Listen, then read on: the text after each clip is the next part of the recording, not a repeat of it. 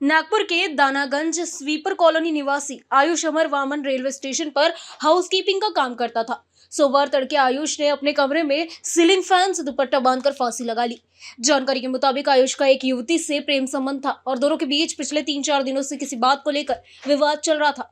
घटना से पहले आयुष ने अपनी प्रेमिका को वीडियो कॉल किया और कॉल के दौरान ही आत्महत्या कर ली।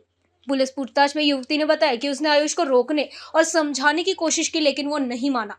जांच में यह भी सामने आया कि युवक ने घटना से पहले मोबाइल की चैट डिलीट कर दी थी। फिलहाल पुलिस ने मोबाइल को फॉरेंसिक जांच के लिए भेज दिया है और युवक के दोस्तों से भी पूछताछ की जा रही है। लकड़गंज पुलिस ने आकस्मिक मृत्यु का मामला दर्ज कर आगे की जांच शुरू कर दी है। पुलिस अब मोबाइल डेटा और कॉल डिटेल्स के जरिए आत्महत्या के पीछे की असली वजह तलाशने में जुटी हुई है। सोमवारी सकाळी आपल्याला पोलीस स्टेशनला माहिती प्राप्त झाली की दानागंज स्वीपर कॉलनी पोलीस स्टेशनच्या पाठीमागच्या साईडला आहे, तिथे राहणारा आयुष वामन म्हणून मुलगा, आयुष अमर वामन 20 वर्षाचा मुलगा आहे. त्याने रात्या गळामध्ये पंख्याला गळफास घेतलेला आहे. त्याप्रमाणे आपण तिथे जाऊन तात्काळ माहिती घेतली असता त्याचे आई वडील सगळे घरात होते. त्यांच्याकडून माहिती घेतली.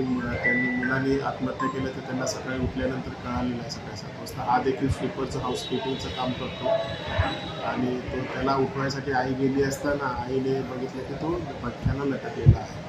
त्यानंतर त्यांनी तात्काळ त्याला खाली उतरून दुसऱ्या वेळेला तिथे त्याला मयत घोषित करण्यात आलं होतं. त्याने आत्महत्येचं कारणची माहिती घेतली असता असं लक्षात आलं की त्याचंच समोर त्याच्या घराच्या शेजारी राहणाऱ्या एका मुलीबरोबर त्याचे प्रेम संबंध आहेत मागील 2-3 वर्षापासून. आणि ते घरातल्यांना देखील माहिती आहे, त्यांच्या दोन्ही घरामध्ये त्यांना माहिती आहे.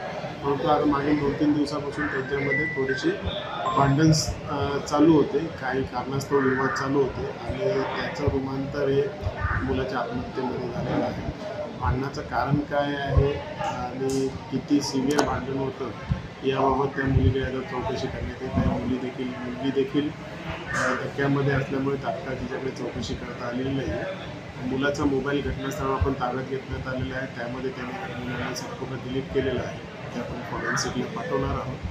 त्याच्यामध्ये काही स्पेशल काही पार्ट्स मिळतात का त्याच्यामुळे कारण आपल्याला समजू शकेल ते देखील प्रयत्न करत आहोत. मुलीकडे तपासाअंती आणखी माहिती मिळण्याची शक्यता आहे. कॉल झालेत असं ते समजलेलं आहे आपल्याला. आता त्या मुलीकडे प्राथमिक चौकशी करण्यानंतर ते संपूर्ण समजेल, कारण याने मुलाने स्वतःच्या मोबाईलमधलं संपूर्ण डिलीट केलेलं आहे.